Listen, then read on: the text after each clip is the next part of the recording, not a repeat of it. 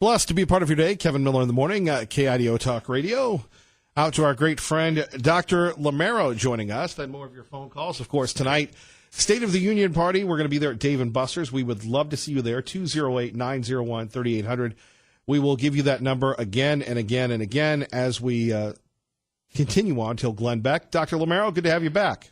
Oh, it's great to be back with you. I love your show. Well, we love you, Dr. Lamero. So let's start off with the State of the Union today. Yes. Well, obviously, Trump is going to try to present the good news that is not filtered through. Sometimes it gets to all the people. You know, the economy is booming. Unemployment among Black Americans, Hispanic Americans, women Americans, lowest numbers in, 80 years or more. And sometimes record-setting economic numbers. That gets largely ignored in the fight about the wall and whether or not we're going to fund it. The $5.7 billion that the Democrats don't want to spend on the wall is like less than 0.1% of the budget. It's absurd that we're putting so much time into that instead of saying how great the country is doing and let's let it do better. Well, that would be great, but the Democrats have decided this is where they're going to make their stand, led by an ever-emboldened Nancy Pelosi. No wall, it's immoral. Who wins? Well, I think ultimately Trump is going to win. I think the Democrats are going off the deep end on their various positions. The idea of a 70% tax that Ocasio-Cortez wants to do for her Green Deal. The Green Deal is utterly the type of thing that will bankrupt the country. You know, we're talking about up to $40 trillion over 10 years that we don't have to add to our budget, which is already over budget. Other things like eliminating ICE, I don't think that's going to go over. And there are so many positions they're taking. Medicare for all is another bankrupting type proposal. People hear, free Medicare for all sounds good. But then when they find out what it's going to cost and the fact that they're going to wait 6 months with rationing, they don't like that. But the first thing when you hear free, you say, oh, great. But then when you find out the catches, the footnotes, then they're not as happy. The Democrats are putting together a position that's untenable. It's always the bait and the switch, but They don't seem to care. They believe that this midterm election has given them the power to be Donald Trump's boss. Well, they get to do what they're going to do, obstruct. They cannot pass anything. The Green Deal that Ocasio-Cortez wants, some of the other radical proposals they want, cannot pass both houses. It might pass the House because it's run by Nancy Pelosi and has a lot of far-out liberals in it, but it's not going to pass the Senate, and certainly if it gets to the desk of the president, he's not going to sign these things. So all they're going to do is run their 83 different investigations to try to make Trump look bad, and they're going to try to get in the way of every policy he has. And I do not think that running an obstructionist policy is the way to get elected again in 2020. Don't forget, a lot of people lost. 49 people who were against Trump in the Republican Party lost in 2018. They think it's a victory for socialism, but it was actually a loss for incumbent Republicans. And I think the House is going to return to more conservative Republican control in 2020, especially with this kind of performance by the Democrats. Well, that's what the libs would fear, yet what type of Republicans are we going to get? Dr. Lamero, by the way, if you're not familiar with Dr. Lamero, we're going to talk about his books and his website, but Dr. Lamero, more than anyone else in the country, predicted Donald Trump winning when even yours truly was going, I don't know, Dr. Lamero, so you know what you're talking about. But let's go to every state that Donald Trump carried, I predicted correctly in the Electoral College because I predict the Electoral College, and that's what counts. Well, let's get back to what counts. What type of Republicans? I mean, one could argue, and I would agree, that we had the shot his first 2 years, and the Republicans just stood on their hands and said, we're not getting involved with that troublemaker Trump. You're right. There's no question that the Republican Party fell down and didn't do what they were supposed to do and what they were elected to do. But look at the results. I audited the election. I went into detail about why the different elections were lost around the country in the House. And 49 Republicans who were against Trump either retired, resigned, or outright lost re-election. 30 people, Republicans who took some of their places, who were elected, were pro-Trump and pro-Trump policies like the wall. So he lost 49 opponents and gained 30 seats that support him, believe it or not, even though the overall numbers went Democrat. So basically, you've got a lot of Democrats who are sitting in seats that should be Republican. They will be Republican. The question is, who will replace them? Conservative Republicans or the old-fashioned establishment Republicans who are a lot like Democrats used to be? And that I think what's going to happen is it's going to be a much more conservative House in 2020. And the Democrats are just playing up the differences by being so radical on so many issues. And we can mention abortion, by the way, in New York and Virginia, things like that. They're just turning off voters left and right. Dr. Lamero, let's talk about your website. What's going on with the good news, the great news in America? Well, I do greatnewsforamerica.com is my website. I do normally one blog post every week, and people can read that for free. There's no charge. There's about 150, 160 web pages on my website. It's packed with information, things I've written in the past, excerpts from books, plus information on my 5 books that are on Amazon. By the way, number 6 is being written. I hope to have it out by the summer. Well, that's great, Dr. Lamero. You're always working. So let's put you to the test here on KIDO Talk Radio. Okay. I know you're always up for a challenge, sir. Okay, sounds good. Tell me about the libs running to unseat the president. Your thoughts, and then we'll go from there. Well, obviously they're trying to outspend each other. Sure. Everybody is trying to be more and more radical. The old Democrats, ones that approached a little bit more normal Democrats that we know of, they're virtually being run out of town by the socialists. The socialists appear to be taking over the Democratic Party, which is something I actually predicted years ago, and it's sort of happening. And that's what's going on. So they're more and more radical. But that means the Americans tend to want to vote for a little bit more moderate and a little bit more, if you will, traditional, because they like the Constitution, they like their freedom, and they like certain principles. The things like morality in government, freedom, peace, and prosperity are very important to American voters. So what's going to happen? Well, the Democrats have people like Kamala Harris, the senator from California, Beto O'Rourke, the representative from Texas. These are pretty radical people. But what's interesting, my early model, which just came out last week, my first real cut at the Electoral College for 2020, actually shows the one who's going to get the nomination. This may surprise your listeners, so put down your cups of coffee. Don't drop your cups of coffee. Michelle Obama shows up top in the Electoral College in my early model. And that's a surprise to a lot of people because she's been avoiding the possibility or announcing or anything like that. She's not doing what everybody else is doing, which is starting committees, exploratory committees, saying that she's running. She's doing the opposite. But she put out a book, and the book was called Becoming. It sold 3 million copies in its first month of sales, which is 1 book per second. She's got support out there, and it looks like she hasn't been tainted with radicalness, even though she is pretty much a leftist. But she's out ahead in the Electoral College. So I think she's going to be running against Donald Trump as of now, and things can change, very quickly.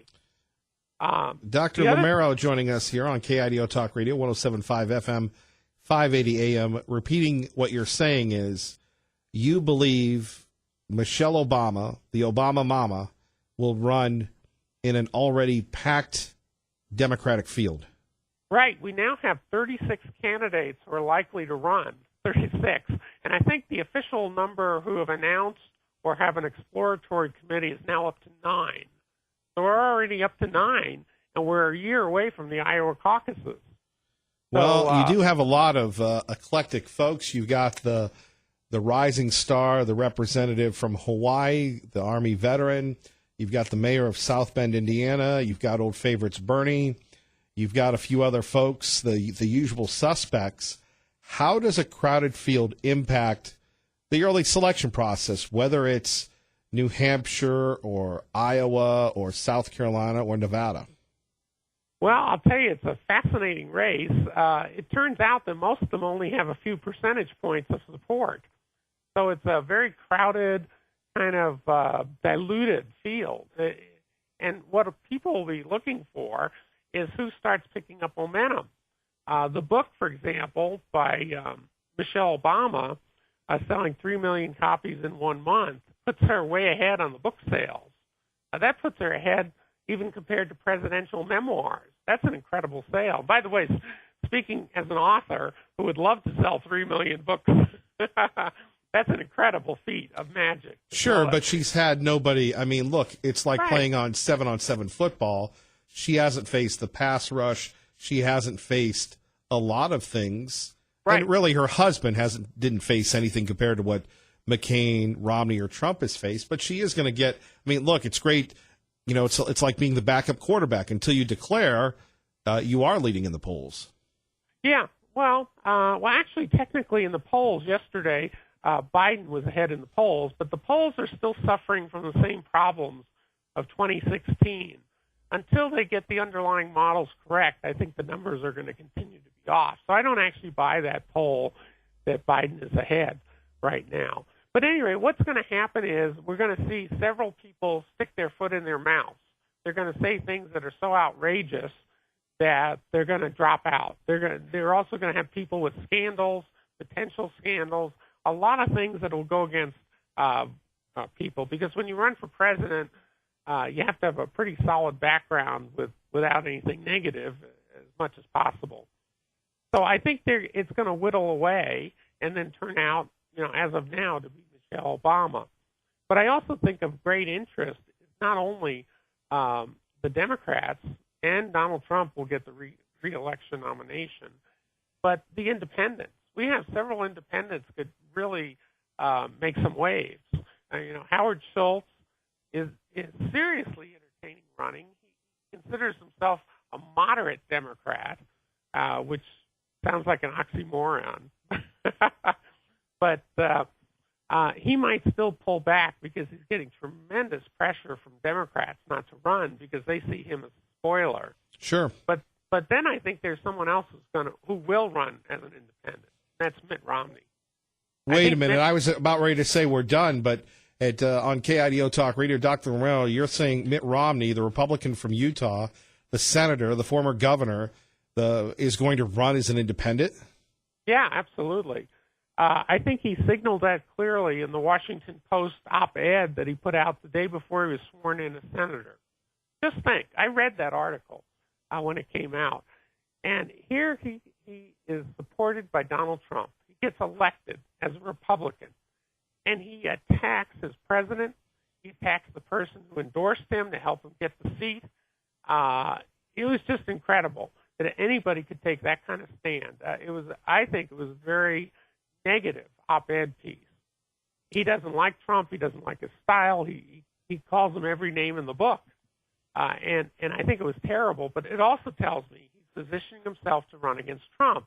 He has less than 9% probability of taking the nomination away from Donald Trump. He's not going to get the nomination of the Republican Party. So there's only one thing he can be thinking about, and that's running as an independent.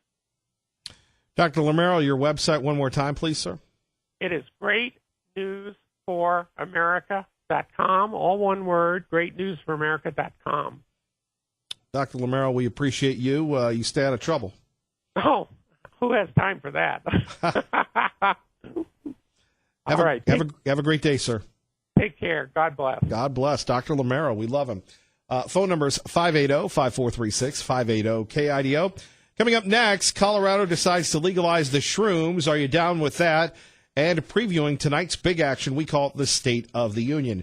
Kevin Miller, 107.5 FM, 580 AM, KIDO Talk Radio. When it comes to hallucinations, Denver wants to stand alone by decriminalizing magic mushrooms. Supporters of psychedelic mushrooms point to Johns Hopkins University researchers who recommended a reclassification of psilocybin to reflect possible medical benefits. A clinical toxicologist with the Rocky Mountain Poison and Drug Center tells Fox News some of the typical side effects of psychedelics include seizures, a panic disorder. It could trigger panic. It could trigger a psychotic outbreak. The Denver mayor's office says it does not support this measure.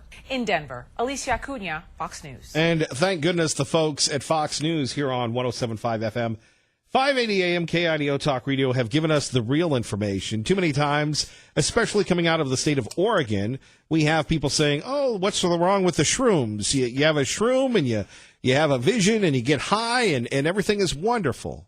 And have you noticed, by the way, it's always about medicine. Always about medicine. Medical marijuana, medicine. The mushrooms, medicine. Well, if you were listening earlier, tell it to the little kids that thought they were getting candy, but it was laced with the THC and the marijuana. They all got sick. This is something that our society can't handle. We can't handle the alcohol. And yet, you have the pro-pot purveyors not satisfied with legalizing marijuana in direct violation of federal law. Now they want to bring in the shrooms. Is anybody going to work anymore? I mean, one day, are we all just going to be the toys of robots? I guess I've watched one too many Super Bowl ads. So, shrooms in Idaho? No. Shrooms in America? No. Medical marijuana in Idaho? Debatable. Marijuana in Idaho? No. 580-5436, 580-KIDO. Traffic and weather together, KIDO Talk Radio time. News Channel 7's Eric Everett. And Kevin Miller in the morning here. Some important information that we've just come across. If you're like me, you love your four-legged furry family members. You're always worried about what they're eating. Here's Carmen Roberts on KIDO Talk Radio. Hill's Nutrition is voluntarily recalling more than 20 of its canned dog food products for elevated levels of vitamin D, which it blames on a supplier error. Hill's, which specializes in prescription and specialty foods, said in a statement on its website that it learned of the problem after a complaint. In December, the Food and Drug Administration warned that at least 8 dog food brands could have the problem. Toxic levels of vitamin D can cause kidney failure and death in dogs. Carmen Roberts, Fox News. And that was the Hills brand. We appreciate Ms. Roberts for giving us that topic. All right, we're talking about the shrooms in Colorado. Thankfully, that will not happen here.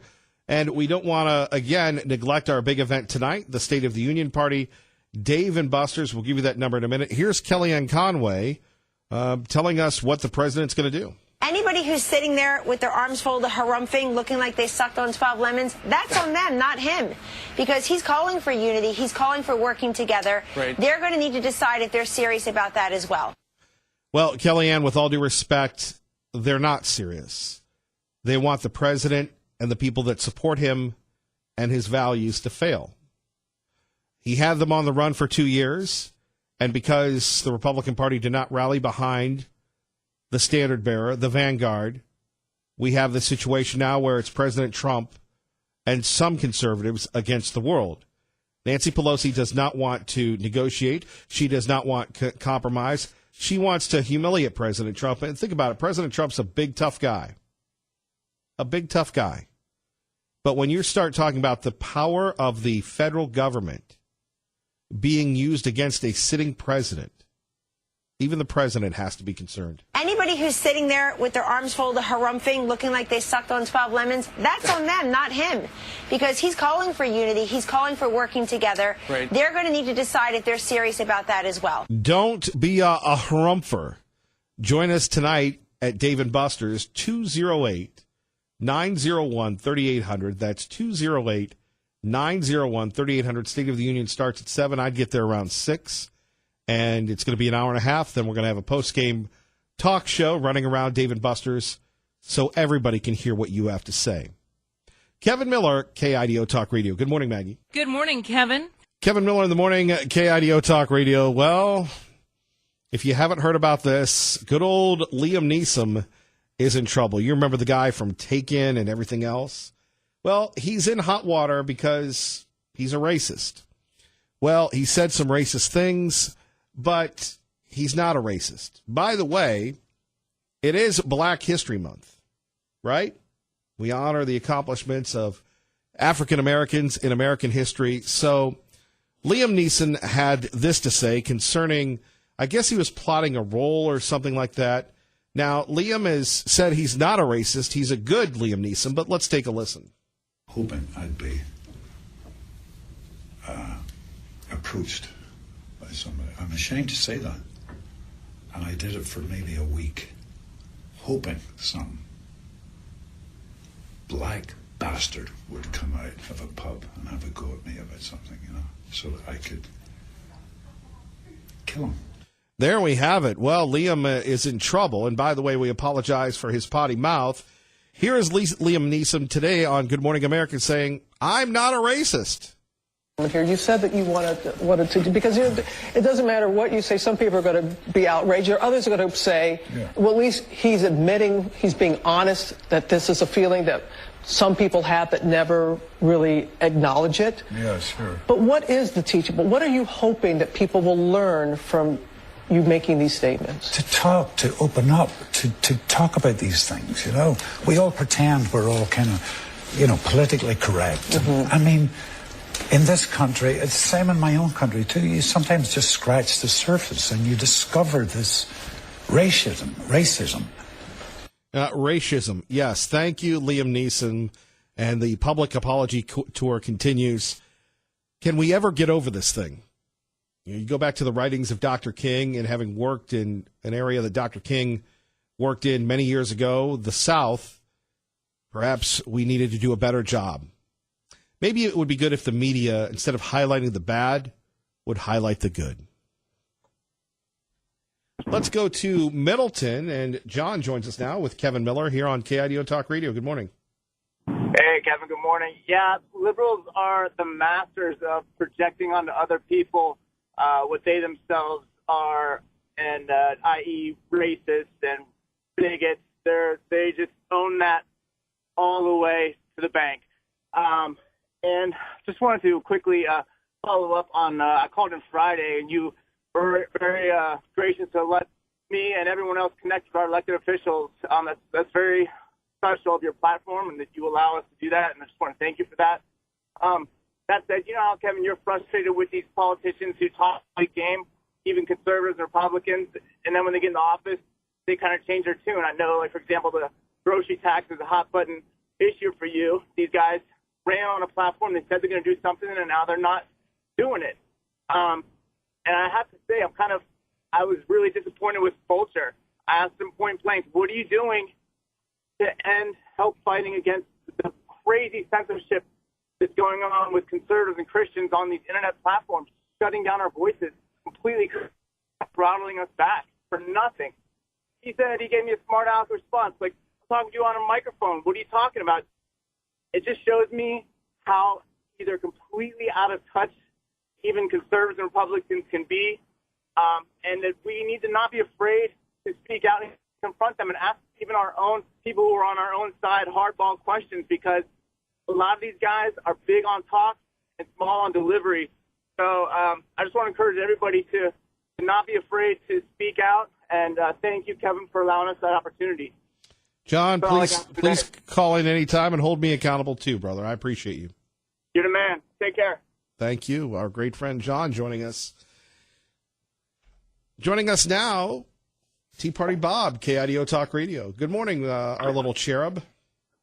Good morning, Mr. Miller. A very happy 51st birthday to you. I hope you're feeling good today. I'm still a curmudgeon. Oh, my goodness. We're going to have to change that attitude of yours one way or another. You mentioned my name several times about this Medicaid expansion along with Steve Ackerman, and we have done a lot of research on this over the years.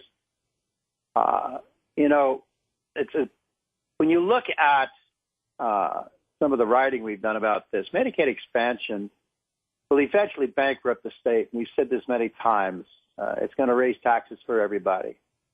We had a vote, and the people were duped by the lies of the campaign for this expansion. Currently the state fund pays 20% of the state general fund budget for health and welfare, $500 million for Medicaid. That's the regular Medicaid. That does not include the almost $2 billion contributed by the federal government for Medicaid. Now, this is an extremely expensive program. Our education budget from the general fund is about 48% for schools and education, not including special levies. Where do you think, and what do you think is going to happen when the government cuts the payout of Medicaid expansion to 60 or 70%? Well, you heard Senator Winder say that in the Channel 7 piece, where he said, Exactly. look, it's 90-10, but what happens if it goes 60-40 or 50-50? The state's going to have to come up with $400 to $500 million more dollars than they already have, and they're not going to save this money in other places. That's a lot of horse manure, they're telling you. We have 220,000 people on Medicaid already, and we're projecting 100,000 more will be on Medicaid expansion when it's implemented. The number of recipients has remained approximately the same for the past 5 years, which means nobody seems to be getting better, and nobody seems to be getting off Medicaid. So what do you think is going to happen? This is going to continue to expand. It is not going to go down. We're not helping people by not helping them and incentivizing them to get off Medicaid, and we don't incentivize them to do that. I think one of the few people doing anything about this is Tommy Ahlquist, and he has the right idea with the SALT by taking the Salsa Group over and opening a new hospital to compete with the current ones we have. Wait a minute. You're saying something nice about Tommy Ahlquist? Yes, I am. The guy's actually trying to do something worthwhile here, and my pro-Tommy propaganda has paid off then. Well, you have to look objectively at most of these things. Medical costs are going to continue to go up every year until we have some real competition, and that means the cost of Medicaid will also continue to go up. Anybody that thinks this is going to be an easy thing to implement is crazy. And on a grocery tax, I put out numbers on the Gem State about how it's going to affect the general public, and we've done this several times. And it affects the lower income brackets more than anybody else. They are the ones who will benefit if this tax is repealed the most. And these are the ones who need it. These are the same people that are on Medicaid. They're the same people receiving the SNAP program. But nobody seems to understand this. If you get rid of one problem, you can help solve another problem. If you want to get the repeal done, look at the special sales tax exemptions of those that have been favored by the crony politicians for years because of campaign contributions. Well, let's be honest. And maybe you will, maybe you won't reveal the conversation you had last week at the State House. I was told very plainly that it's not going to happen by one of the senior representatives down there. And what he did say is that maybe we could get it through this year, but not implement it until next year. That's what we should be pushing for, because we're not going to get it through this year. We found $135 million plus for renovations to the HP campus, but we can't find $79 million to fix this grocery tax. All I know is the lieutenant governor told us that she believes it's going to happen. Now, Mike Moyle and Matt Erpelding, the majority of minority leaders, told myself and Tommy Ahlquist on the Inspire Excellence podcast that it won't happen this year. And no, it won't. Something, I'm not giving up. I believe that the people of Idaho, as far as I'm concerned, I believe the people of Idaho deserve an explanation, and these politicians can come on this program and answer to the people. You were on the stump. You were covering the primary. We're going to do this. And you know why they want to do it next year? Because next year's an election year. Listen, I fought in 2015. It was myself and Mike Moyle who stood up and testified in favor of repealing this tax. Nobody else opened their mouth. And he still would like to see this thing taken off the docket and give the people more of their own money. But you've got to fight the powers to be. They're looking for money that they don't have because they've spent it and wasted it on so many different things. You know all about numbers and stuff. I don't know how you can have a $60 million shortfall. It's called not looking at what's going on. And you can buy the big HP campus. And by the way, there was no public discussion of that. That was done in the dead of night. Well, what do you think? All these things are done in the dead of night. The same thing with the gas tax. You know, when we go out and pay for roads, what was it the governor said? That he had to get this gas tax passed? He wanted to take care of the developers and the people who do the roads. We pay over $1 million for a road. You know what Oakquist pays for his roads? I'll tell you, it's not $1 million for a mile. Well, there you go. It's against a lot Tommy. less. Well, you know, he's probably somebody who actually understands a lot more about these numbers. He had my vote in the governor's race. Well, look, it's water under the bridge, my friend. I'm just saying, going to win in any case. Maybe if you would have listened to me, things would have been different. No. He wouldn't have won the race in any case. Oh, I think he would have beat Paulette Jordan. He would have beat Paulette Jordan, but he sure as heck wouldn't have won the primary. We'll never know. We never will know, but, you know, who knows? He'll have another chance at some point in time. Well, I guess we'll see you tonight. I will absolutely be there with bells on. Now, do you want me to celebrating your birthday? Do you want me? People love just hitting me with that. Do you want me to introduce you because you get mad when everybody comes up to me and says, "Where's Tea Party Bob?" There's no necessity. Okay, I'll be hiding someplace in a corner. You and Liberal Steve. Thank you, Tea Party Bob. No, Liberal Steve is running around down in the Boise Zoo. You can see his name on his back of a cockroach. Thank you, Tea Party Bob. Have a great day, my friend. You too. 58. Bye-bye. God bless. 580-5436, 580-KIDO. Coming up next, back to the State of the Union and the state of Idaho. Tea Party Bob and I going back and forth on the grocery tax repeal. That there's one program that continues to ask our legislators, why can't they make it happen? Why are they ignoring the will of the people? Kevin Miller, KIDO Talk Radio. And once again, thank you very much, Ray Amaya. I appreciate that. And boy, this program is a real program. And sometimes I just sit there and just kind of can't believe the words that people say. You know, we talk about special days. And, you know, somebody's birthday, it's important. And the older I get and the more I get to experience life, you know, birthdays are probably a celebration of wishing somebody well, but a tribute to parents and grandparents and people that invest in you. You know, how many times do you thank a mentor? How many times do we look back on our lives and thank someone who invested in us? And yes, there are a lot of unselfish occupations. Clergy, first responders. But the idea of being a parent, and I have a unique position on this, having never been a parent, never will be a parent. And before I came here, you know, my life was the job. Sometimes it still is.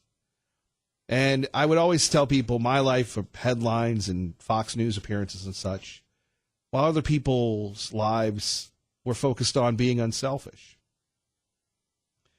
And we're just getting over the Super Bowl, and we're highlighting the brilliance of professional athletes, and we're getting ready for the State of the Union tonight and the brilliance of politicians. And I've said this before, but I really feel it today. I've had such a chance to learn in my own personal life recently about what it takes to be a great parent and the sacrifice involved in raising little kids and just the beauty and joy of unconditional love. And I wish every parent, every grandparent, every step-parent that has the patience of Job, that has the ability to be a responsible person and put themselves in the background and put their child, their grandchild ahead. You know, we can talk about the wall and things that we can disagree about, and that's why I honor the privilege of being with you. But on the other hand, the ability to work a second job to make your family more comfortable, working a third job so you can survive. We don't give trips to Disney World or Disneyland for that, but we should. We look at folks that, are carpooling. I just got a message from a friend of mine, and he's going to be a parent. And I've known this young man for many, many years, and I am so marvel at it. And just the whole feeling of life where when we're trying to establish ourselves and it's all about us, and then you have the selfless act of being a parent. And maybe those of you that have been experienced parents, you have 3, 4, 5 kids, go, yeah, Kevin Miller, I'm an all-pro at this. I get it. But for this moment today, if I could have one birthday wish, it would be to acknowledge the great job of parents. And we've all been blessed, and I'm sure you've been blessed by seeing people in your life grow into that role of being a daddy or a mommy or a grandperson, and how children are so magical. And to see, songwriters write about this, to see the world through the eyes of a child, it is something that the Lord has blessed us with. And those folks that have had the rough upbringings, but that continue to be optimistic and believe and work to make our lives and our children's lives and grandchildren's lives and great-grandchildren's lives, I could go on and on, better. No, those are the people that we should honor. So today, I would just say, thank someone that made a difference in your life. And I want to thank Ray Amaya, who so continues to be unselfish and taking this program to unprecedented levels. But I marvel at his dedication personally and professionally. And he doesn't like me to talk about him, so I'll shut up now. But, I would just say my wish is maybe you call someone, maybe you say, hey, man, thank you for making a difference. To my parents, thank you for believing in me. It's not easy being a parent. It's not easy. People say, it's not easy being a kid. Some of us are still kids. I get it. But that would be my Miller moment today, is to thank someone who made a difference and to encourage people that are in that tough, fragile state. Because you don't know how powerful your belief, your words are, can make a difference, whether it's in an election, somebody making a team, or somebody making the honor roll. KIDO Talk Radio, 107.5 FM, 580 AM. Let's get you to work. I'm just Channel 7's Eric Everett. Thank you, Larry. Appreciate you. And by the way, tonight is the night where we're back. If you've never been, I urge you to join us. You will not be disappointed. It is a place that is known for sports, but because of you, we take it over, and there's not a bigger, more passionate State of the Union watch party in the United States than will be at Dave & Buster's. Details at KIDOTalkRadio.com. It will be epic. Can't wait to see you there. By the way, God bless. Thank you, Ray Amaya. Great job. And God bless you. Glenn Beck is next. Good morning.